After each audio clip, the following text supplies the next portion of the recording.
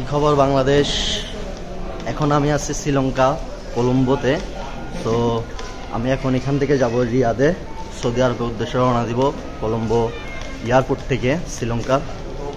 তো আপনারা দেখুন কিভাবে আমি কদিন আগে একটা ভিডিও দিছিলাম যে আমি কিভাবে বাংলাদেশ থেকে শ্রীলঙ্কাতে আসলাম। সো এখন আমি শ্রীলঙ্কার থেকে দুদিন ছিলাম। সো আমি এখন শ্রীলঙ্কার থেকে রওনা দিচ্ছি সৌদি আরবের উদ্দেশ্যে।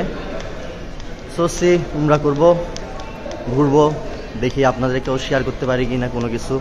আমি জানি না আমি এখানে ভিডিও করতে পারতেছি কিনা, অনেকে আমার দিকে তাকিয়ে রাখছে। সো আমি ব্লগার, যখন আমাকে ভিডিও করতে হবে। সো লেটস আমরা দেখতে থাকি কি হয়।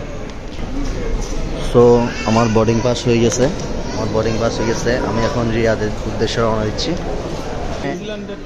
নিউজিল্যান্ডের টিমদেরকে দেখে ফেলছি শ্রীলঙ্কা এয়ারপোর্টে। নাইস,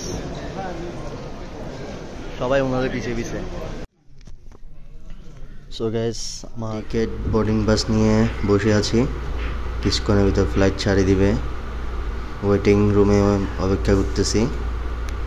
সুন্দর একটা জায়গা আসলে, শ্রীলঙ্কা এয়ারপোর্টও তেমন খারাপ না, মোটামুটি ভালো, সব কিছুর দাম বেশি হলেও। আমি এখন রিয়াদ সৌদি আরবের উদ্দেশ্যে রওনা দিচ্ছি। সো আমার বিমান উঠতেছি, আমি ফ্লাইটে উঠতেছি। সো দোয়া করবেন। আর আমি দেখাবো এয়ারলাইন্স, শ্রীলঙ্কা এয়ারলাইন্স কেমন, সৌদি আরবে কেমন ব্যাকআপ দেয়। আপনারা তো ঢাকা থেকে শ্রীলঙ্কা ব্লগটা দেখছেন, যদি যারা এখনও দেখেন নাই আপনারা দেখে আসুন। আমি এখন বর্তমানে শ্রীলঙ্কার থেকে যাচ্ছি সৌদি আরবের উদ্দেশ্যে। সো আমি এখন আবার শ্রীলঙ্কা এয়ারলাইন্সে। আমরা কোথায় যাচ্ছি? সৌদি রিয়াদে যাচ্ছি।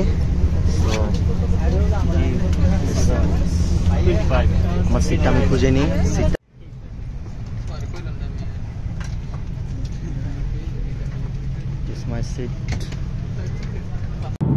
ফ্লাইটে ওঠার 15 মিনিট পর দেখলাম আমার বিমানটা রিয়াদের উদ্দেশ্যে রওনা দিয়ে দিছে। আলহামদুলিল্লাহ, এখন অলরেডি আমি প্রত্যেকে নিচে দেখতেছিলাম। সো ভাবতেছি আপনাদেরকেও দেখাই। আসলে ভিউটা সুন্দর, উপর থেকে নিচে সবসময় ভিউ অনেক সুন্দর দেখায়।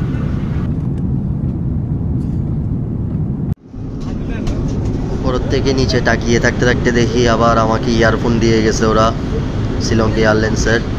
ওদের হেডফোনটা ভালো না তেমন। আমাদের ঠান্ডা লাগতেছিল, তো ওদেরকে বললাম আমার ঠান্ডা লাগতেছে। তো আমাকে কিছুক্ষণ পর দেখতেছি একটা কম্বল দিয়ে গেছে।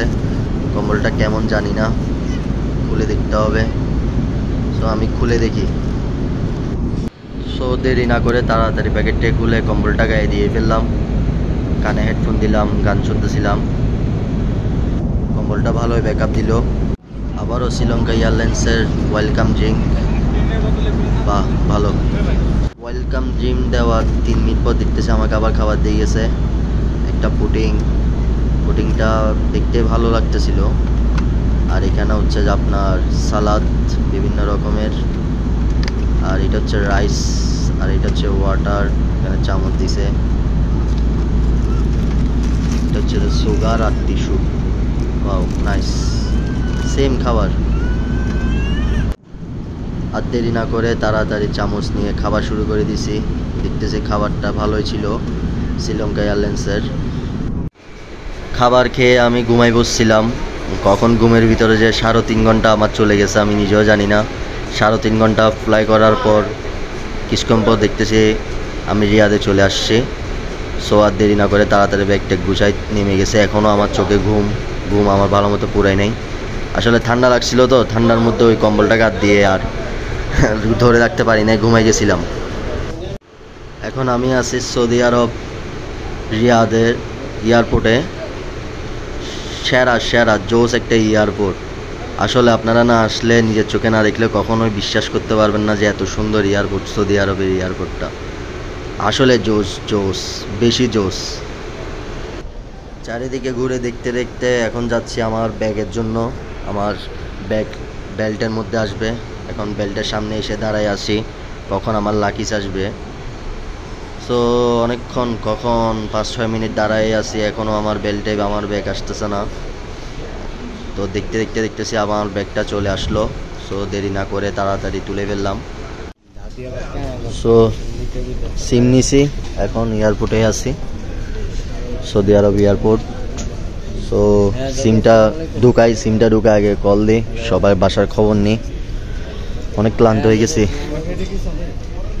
35 রিয়াল দিয়ে সিমটা কেনার পর আস্তে আস্তে হাঁটা শুরু করছি, আর দেরি করি নেই। এয়ারপোর্ট থেকে বেরোয় চলে যাচ্ছে। এয়ারপোর্ট থেকে বেরোয় দেখতেছি আহা অনেক গরম, প্রচুর গরম। তো এয়ারপোর্টের থেকে বেরোয় গেছি।